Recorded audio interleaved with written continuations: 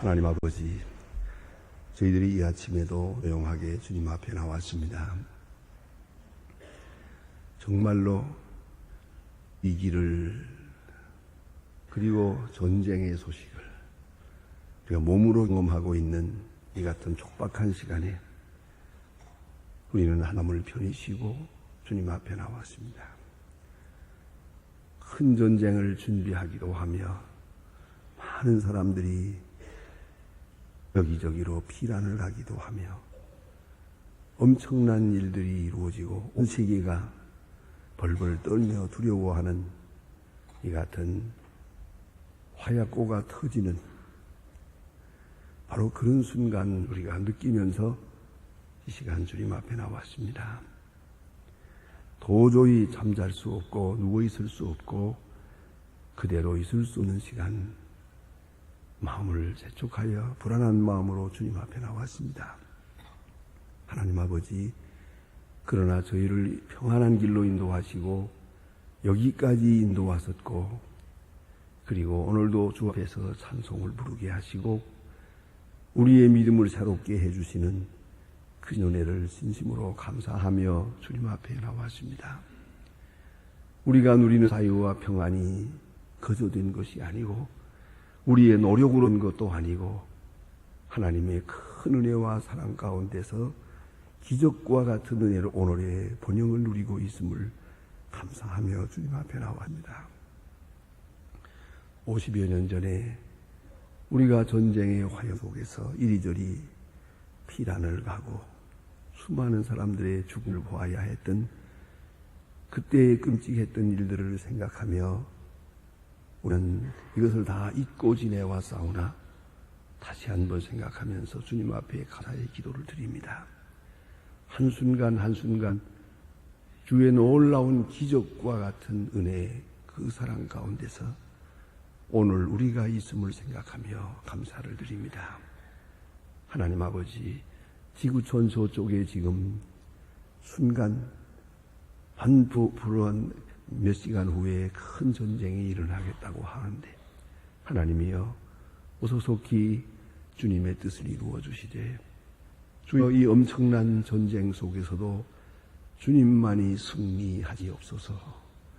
주의 공의가 실현되며 주의 긍휼이 나타나며 주님의 사랑이 그곳에서도 확증되게 하시고 모두가 주의 영광을 보게 하옵소서.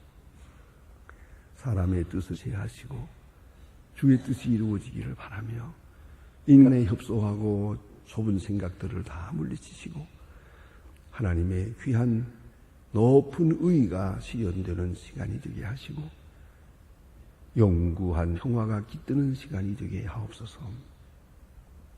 하나님, 참 평화를 위하여 주의 뜻을 이루기 위해서 힘쓰는 주님의 일꾼들에게 오늘도 주 앞에 기도하며 이 엄청난 일을 감하는 주님의 사람들에게 계시의 영을 주시고 주님의 마음을 주시고 주님의 지혜를 주시옵소서.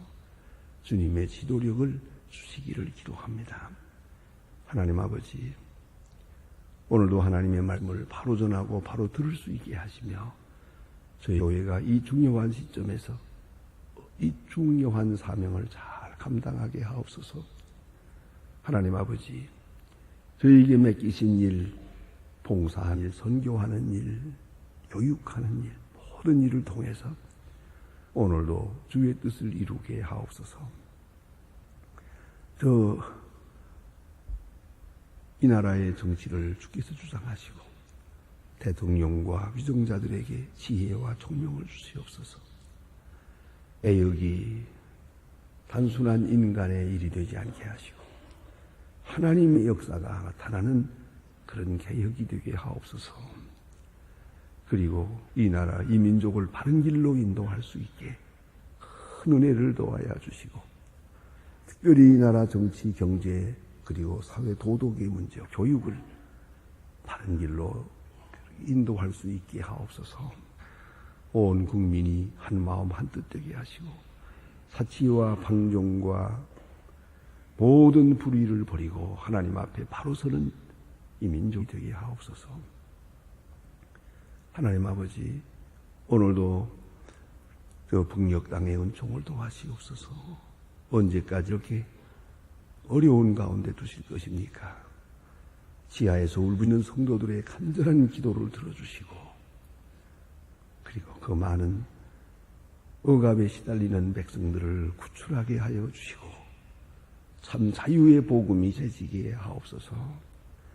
그 거룩한 역사를 위해서 우리에게 맡기신 일을 능히 또 지혜롭게 잘 감당하도록 베푸시옵소서. 하나님 아버지, 오늘도 함께 하여 주시고, 해외에 있든 여행 중에 있는 사람들, 군대 나가 있는 젊은이들이나, 그리고 공부하는 자녀들, 유학 중에 있는 학생들, 오늘 우리가 어디서 있든지 주님의 음성을 들으며 주의 사랑을 깨달으며 그 거룩하신 은혜를 확증하며 살게 하옵소서. 우리의 말이 많은 사람을 위로하며 살게 하시고, 우리가 덕을 펴서 하나님의 뜻을 이루어가게 하옵소서. 하나님 아버지, 미움으로 시달리는 분들에게 사랑으로 미움을 이길 수 있게 하시고, 핍박을 받아도 핍박하는 자를 위하여 복을 빌 수 있게 하시고, 내가 손해를 보면서도 다른 사람의 이득을 위해서 내가 살아갈 수 있는 하루가 되게 하옵소서. 좋은 소식을 들으며 아름다운 일들을 경영하며 순간순간 쉬지 말고 기도하며 주의 음성에 응답하며 살게 하옵소서. 주께서 주시는 용기와 지혜와 그 뜨거운 사랑으로 충성을 다하는 이 하루가 되게 하시고, 참으로 좋은 소식을 듣는 날, 좋은 소식을 전하는 날이 되게 하옵소서. 예수님의 이름으로 기도합니다. 아멘. 하나님의 말씀은 계속해서 요한복음 11장 이어집니다. 요한복음 11장이다.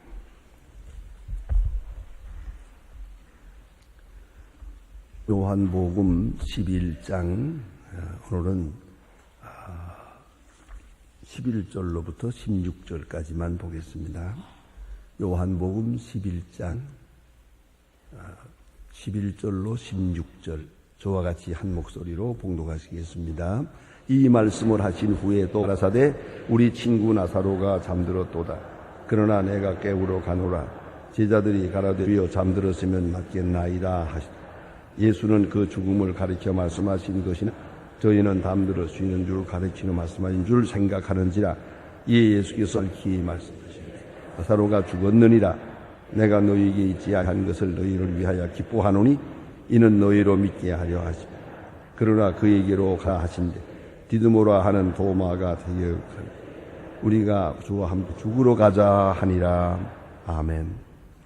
오늘 본문에 다시 계속해서 나사로의 죽음과 나사로가 다시 살아나는 그러한 역사를 기록한 요한복음 11장을 보게 됩니다. 어제 우리는 주의 사랑하는 자가 병들었다 하는 말씀을 들었습니다. 주의 사랑하는 자 나사로. 확실히 주님은 나사로와 그 집안, 그 자매 형제를 사랑했습니다. 주의 사랑하는 자가 왜 병듭니까 하는 것이죠. 그러나 확실히 병들었고요, 병들지만 한 게 아니라 죽었습니다. 왜 이런 일들이 있어야 합니까? 이 때문에 얼마나 괴롭고 얼마나 슬퍼했으며, 또 이제 뒤에 좀 나타납니다마는 마르다가 조금 주님 앞에 섭섭한 마음을 가진 것도 같습니다. 내가 오라고 할 때 오셨으면 될 텐데, 주는 능력이 있는데 와서 손을 얹고 기도했으면 내 오라비가 죽지 않았을 것인데, 내 오라비가 죽지 않을 겁니다 하는 그런 통곡을 합니다. 사실 그럴 겁니다. 그래 얼마나 원망스러웠겠어요. 그런 시간들이 이어지고 있습니다 지금. 그러나 예수님은 그 자매가 슬퍼하며 괴로워하는가, 나사로의 죽음과 그 자매의 슬픔, 그리고 장례식 하는 것까지 다 알고 계십니다. 그러면서 오늘 예수님은 며칠을 더 이 지방에 계셨고요, 지연작전, 요새 말로 말하면 지연작전을 합니다. 그리고 오늘 본문대로 다시 유대로 갑니다. 나사로의 집을 찾아갑니다. 여기서 우리가 생각해야 합니다. 지연은 무응답이 아닙니다. 잊고 있지 말아야 합니다. 내가 하나님 앞에 기도합니다. 그 응답이 늦어집니다. 내가 생각하는 시간에 응답되지 않는다고 해서 응답되지 아니한 것이 아니라는 것이죠. 그걸 우리가 깊이 생각해야 되고요. 또 하나는 내가 생각하는 시간에 내가 생각하는 방법대로 응답되어야만 하는 것은 아닙니다. 오히려 지연되면서 더 크게 응답되고 내가 생각하는 방법 아닌 하나님이 생각하는 방법으로 응답하실 때 더 큰 영광이 드러나 더 큰 복이 된다는 것이죠. 오늘의 슬픔이 내일의 복으로, 오늘의 고통과 눈물이 내일의 영광으로 바꾸어지고 있다는 거죠. 그리고 그리로 향하고 있어요. 이걸 깨닫지 못하는 자는 부득불 괴로워할 수밖에요. 그래서 오늘 예수님 참 우리로서는 좀 섭섭하게 여겨질 정도로 좀 담담한 말씀을 하십니다. 내가 거기 있지 아니한 것을 기뻐하노라. 그게 무슨 말입니까? 내가 거기 있으면 예수님 꼼짝 못하고 그 환자를 보고 그냥 지나칠 수는 없나요? 죽어가는 것을 보면서도 내가 뒤에 살릴 테니까 그냥 죽어라. 그럴 예수님은 아니거든요. 뭐 여기 있었으면 꼼짝 못하고 예수님은 그 살려낼 수밖에 없는 예수님이에요. 병 고칠 수밖에 없는 예수님이요. 그런 거로 내가 그 자리에 있지 아니한 것을 기뻐하노라. 여러분, 이 엄청난 말씀을 두고 생각해 보세요. 내가 거기 있지 아니한 것을 기뻐하노라.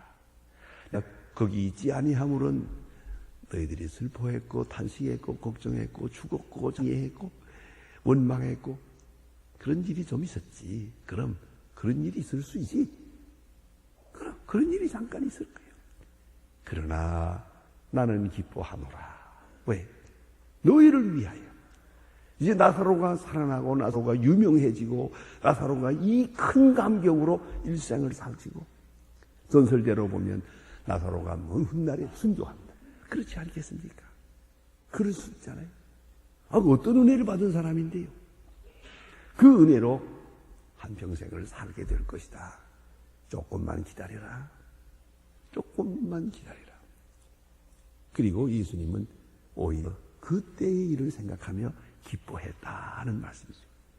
오늘 본문에 보면 예수님께서 말씀하십니다. 처음에는 죽을 병이 아니다 하다가 그 다음에는 내 친구가 지금 잠들었도다 그래요. 내 친구가라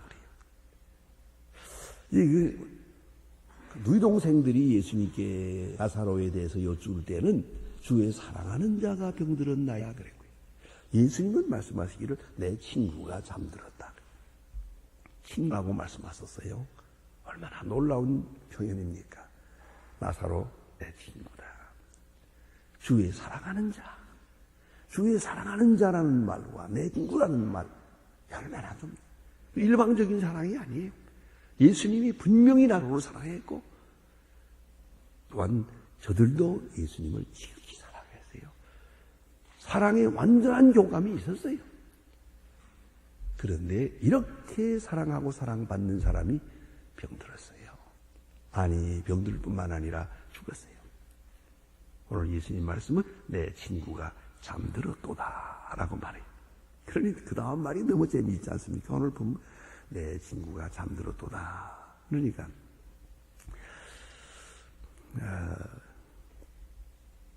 그러나 내가 깨우러 가노라. 제자들이 가라되 주여 잠들었으면 낫겠나이다. 잠들었으면 깰 것이고 그걸 깨우러까지 갈 거 없잖아요. 이게 얼마나 이 대화가 잘 안 됩니까? 그래서 예수님은 잠들었도다 하는 말할 때 죽었다 하는 말이거든요. 그러나 제자들이 갖지 못하기 때문에 다시 뒤에 말하기를 나사로가 죽었느니라. 너희가 못 알아들으니까 마사 말하는데 사실은 죽었느니라. 사실은 죽었는데 나는 잠들었다 말하고 있다. 이 말씀이에요. 예수님 알고 계세요. 이미 죽었어요. 장례까지 하고 계세요. 그러나 예수님은 잠들었다. 제자들이 알아듣지 못할 때 그들의 생각대로 죽었느니라 말씀하게 됩니다. 현대를 갈아쳐서 단절의 시대라고도 합니다. 언어의 단절, 학문의 단절, 도덕관의 단절이 있고요. 언어가 단절이 가지고 있어요. 말이 안 통해요. 왜요? 관심이 다르니까. 또는 경험이 다르니까. 우리가 지금 전쟁에 소리르고 있습니다만 이 전쟁을 겪은 사람과 안 겪은 사람 전혀 다릅니다. 가치관도 다르고 세계관도 다르고 자기가 가진 경험에 의해서 생각하니까요. 여러분, 들에서 지금 이락에 있는 사람들이 보따리 하고 지금 막 피난 가는 걸 한번 봤을 겁니다. 그러나 젊은 사람들은 저 사람들 보따리 들고 자동차 타고 그래 이렇게밖에 생각 안 하죠. 그러나 50년 전에 이것을 경험한 사람들은 아마 잠을 못 자게 강하게 인상이 될 것입니다. 그때의 일들이 쫙 파노라마처럼 생각 속에 전개될 겁니다. 그때에 들리던 포성, 그때의 무섭던 모습, 그 많은 시체 생각할 수밖에 없다. 경험입니다. 경험한 자와 경험하지 않은 자, 언어가 달라요. 관심도 달라요. 그리고 또 한 가지는 믿음이 있는 자와 없는 자. 굉장한 차이가 있죠. 특별히 그 장례식에 가보면 믿음이 좋은 사람들은 그 죽음을 앞에 놓고도 얼굴이 환하고 그들의 신앙생활 또 하늘나라의 생활을 쭉 생각하면서 이렇게 위로받는 걸 보고, 믿음이 없는 사람 장례식에 가보면 정말 절망이에요. 그래서 저는 그렇게 생각했습니다. 잘 믿고 안 믿고가 문제가 아니에요. 믿는다 안 믿는다는 하늘과 땅의 차이가 있는 거예요. 내 죄를 믿고 안 믿고에 장례식에 보면 엄청난 차이가 있는 거 아니겠습니까? 우리가 깊이 생각해야 한다. 자, 이제 예수님은 자는 자라고 말씀하십니다. 주여 잠들었으면 낫겠나이다 하지만 그건 그런 얘기가 아니고 진짜로 죽었음을 말씀하고 있습니다. 자, 우리 잔다는 것과 죽음, 알고 보면 죽음이라는 것은 잠의 깊은 잠을 의미할 뿐입니다. 간혹 어떤 분들은 난 죽은 다음에 일은 걱정 안 해요. 그런데 그 죽는 게 얼마나 힘들까요? 죽는 것 자체에 대해서 고민하는 분들이 많아요. 너무 걱정 안 해도 돼요. 매일매일 죽고 있으니까요. 잠드는 것과 똑같아요. 결국은 의식의 문제예요. 꼭 우리가 옆에서 지켜보면 좀 부러워하기도 하지만 그건 의식이 없으면서 되는 일이에요. 상관이 없어요. 얘는 잠드는 거예요. 몽롱하게 자꾸만 졸리는 거예요. 잠드는 거예요. 예. 제가 정말지만 제 외삼촌이 92세의 세상을 떠나는 자녀들을 다 불러놓고 자녀들한테 훈계를 해요. 하나하나 불러가며 기도하고 또 얘기하고 그리고 전부 얘기하면 자꾸만 힘이 들어요. 점점 힘이 들어요. 그러니까 그 부인께서 이러대요. 여보, 그 힘든데 자꾸 얘기하려고 하지 말고 그만하고 가구려. 그러니까 그래야겠지 하고 눈 감았어요. 그치? 아주 힘들어서 잠도 졸려서 자꾸 졸리더라고요. 그래서 졸려서 눈 감았어요. 그래야겠지 하고 가는 걸 봐요. 여러분, 죽음은 깊은 잠일 뿐이에요. 그걸 생각해야 합니다. 아시는 대로 잠이라는 것은 생명의 연속이에요. 생명의 또 하나의 다음 단계일 뿐이에요. 생명의 과정이에요. 그리고 이 잠은 쉬는 것이지요. 피곤하게 살았으니 이제 쉬는 것이고요. 또 반드시 잠은 있어야 합니다. 또 다시 깨어서 생각하면 죽음도 잠의 하나예요. 부활을 생각하는 사람에게는 죽음은 잠이다 이 말입니다.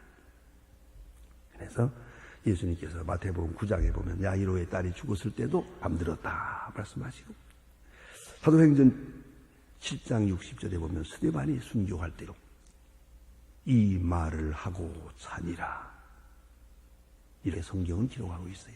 이 말을 하고 자니라. 바울도 고린도전서 15장에 보면 혹은 데살로니가 전서 4장에서 보면 계속해서 자는 자들에 관하여는 라고 말하고요. 어떤 일은 잠들었으며 말합니다. 이 모든 분들이 스데반도 예수님도 사도 바울도 다 죽음을 잠으로 예언했어요. 이것은 쉬는 것이요 생명의 한 과정이요 다음 생명을 위해서 가는 과정이었다. 그렇게 성경은 말하고 있습니다. 이 부활을 믿을 때 죽음이라는 것은 나의 잠이다. 그런 거로 부활을 확실히 믿고 보면, 자, 여기서 부활을 보통 믿는 게 아니고 확실히 믿고 보면 어떻습니까?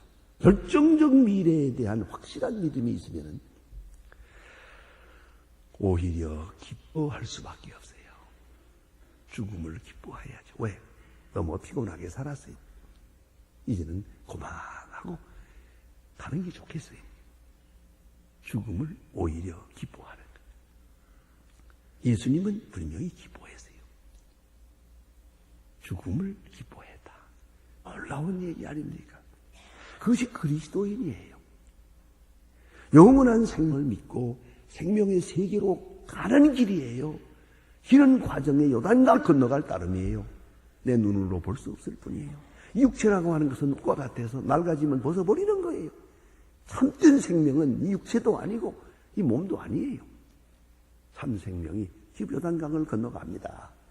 우리는 이 승리의 시간을 기뻐해야겠죠. 다시 만날 시간을 생각하며 기뻐해야겠죠. 부활의 아침을 생각하며 기뻐해야겠죠. 사도 바울의 그 유명한 고백처럼 그리스도의 날에 너희는 나의 자랑이 되고 나는 너의 자랑이 되리라. 자, 이제 구체적으로 한번 생각해 봅시다. 고린도 교회는 사도 바울을 어지간히 괴롭혔어요. 고린도 교회 안에는 사도 바울을 일생 동안 괴롭힌 사람이 있어요. 그런 바울의 마음을 아프게 한 사람이 있지만은 사도 바울은 말합니다. 그리스도의 날에 주님 앞에 갔을 때 너희들은 나를 만났기 때문에 예수 믿어서 주님 앞에 가서 나로 인해서 감사할 것이고 나는 너희들이 예수를 믿고 교회를 지켜가고 부흥시켜준 복음 사업에 협력해 준 데 대해서 주님 앞에 가서 기뻐할 것이다. 자랑할 것이다. 감사할 것이다. 그리스도의 날에 너희는 나의 자랑이 되고 나는 너의 자랑이 되리라. 그 날을 생각하여 오늘은 기뻐할 수밖에 없어요. 이런 일도 저런 일도 대수지 아니에요. 이건 아무것도 아니에요. 기뻐한다 하는 것은 기쁨이란 언제나 소망 속에 있는 것이요. 미래에 있는 것이요. 약속된 결정적 미래가 없다면 어떤 일도 기뻐할 수가 없어요. 미래 없는 기쁨 무슨 소용이 있어요? 오늘뿐이라면 아무 의미가 없는 것이옵시다. 그런데 하나님께서는 이렇게 예수님 말씀대로 어려운 과정을 통해서 나사로가 죽어요. 그리고 고침을 받아요. 다시 살아나게 됩니다. 여러분 생각해 보세요. 나사로가 감기쯤 걸렸다가 예수님이 일어나라 그래서 일어났다면 뭘 그렇게 하나님께 영광을 돌리겠어요? 돌아갈 것도 없고요. 조그만 병, 그래서 보통 우리가 아는 상식적인 병에 걸렸다가 예수님의 은혜로 나았다고 합시다. 성경에 보면 열병에 걸렸다가 베드로의 장모가 나았다는 얘기가 있는데 뭐 그 정도, 열병 정도 걸려가지고 있는데 예수님이 찾아가서 나사로야 깨끗해져라. 그래서 나았다고 합시다. 뭐 잠깐 하나님께 영광 돌리긴 하겠지만 뭐 큰 감격은 없습니다. 뭐 그냥 알 수 있으시니까 뭐 그건 그런데 죽었다가 살아났거든. 그것도 나흘이나 냄새까지나 썩어서 그리고 살아나다. 근데 큰 은혜를 얻게 되고 하나님께 영광을 돌릴 수밖에요. 구약에 보면 사사 7장에 재미있는 얘기가 있습니다. 미디안과 이스라엘이 싸우는 얘기가 있는데 그게 그분 기드온이 군사를 모집합니다. 미디안과 싸우기 위해서 군사를 모집하는데 처음에 모집했더니 32,000이 모였어요.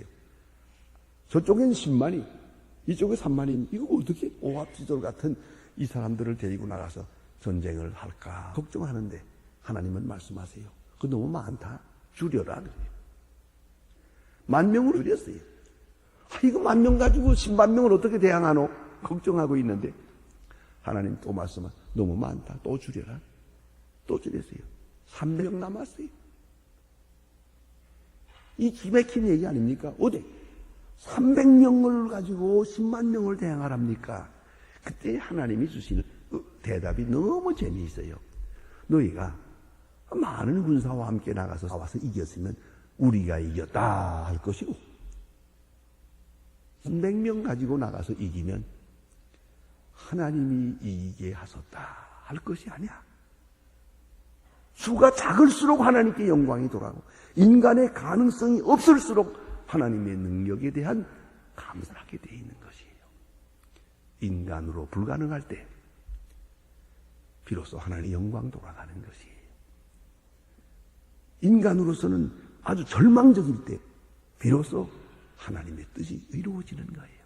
그래서 흔히 말합니다. 인간의 모든 능력과 지혜가 끝나는 순간이 하나님의 거룩한 역사의 시작이라고요. 거기서부터 시작한 거야. 그래서 우리는 흔히 말해요. 이건 분명히 하나님의 역사다. 우리는 이렇게 생각할 수 없었어요. 우리는 이렇게 생각하지 못했어요. 누구도 생각하지 못했어요. 이 하나님의 시나리오는 하나님만이 하시는 거예요. 분명한 것은 인간으로 불가능한 일일 때, 또 오늘 본문의 말 보면 하나님, 예수님께서 지연절을 하셨어요. 그리함으로 더 큰 인간적 절망에 빠지게 해요. 그리고 나서 그를 높여 덤에서 끌어내므로써 하나님께 영광이 돌아가게 되었죠. 자, 어째 이런 일이 있었는데 예수님께서 이런 모든 계획을 가지고 내가 잊지 아니한 것을 기뻐하노라. 자, 유대로 가자 그랬죠. 그러니 성경에 보면 그 도마라는 사람이 아주 재미있는 사람이에요. 도마가 하는 말이 우리도 예수님과 함께 죽으러 가자. 도마는 참 재미있는 사람이에요. 가만히 보니까 유대 사람들이 자꾸 돌을 들어 죽이려고 그러잖아요.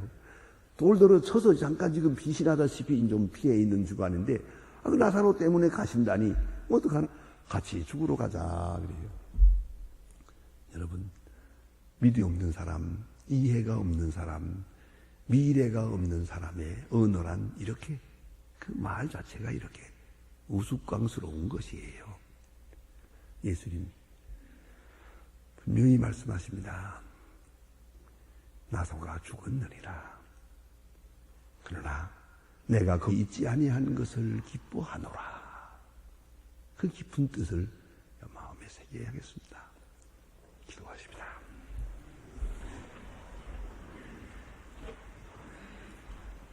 하늘에 계신 우리 아버지시여, 이름이 거룩히 여김을 받으신 나라의 마옵시고 뜻이 하늘에서 이룬 것 같이 땅에서도 이루어지이다. 오늘 우리에게 일용할 양식을 주옵시고 우리가 우리에게 죄 지은 자를 사하는 것 같이 우리 죄를 사하여 주옵시고 우리를 시험에 들게 하지 마옵시고 다만 악에서 구하옵소서. 내 나라와 권세와 영광이 아버지께 영원히 있사옵나이다. 아멘.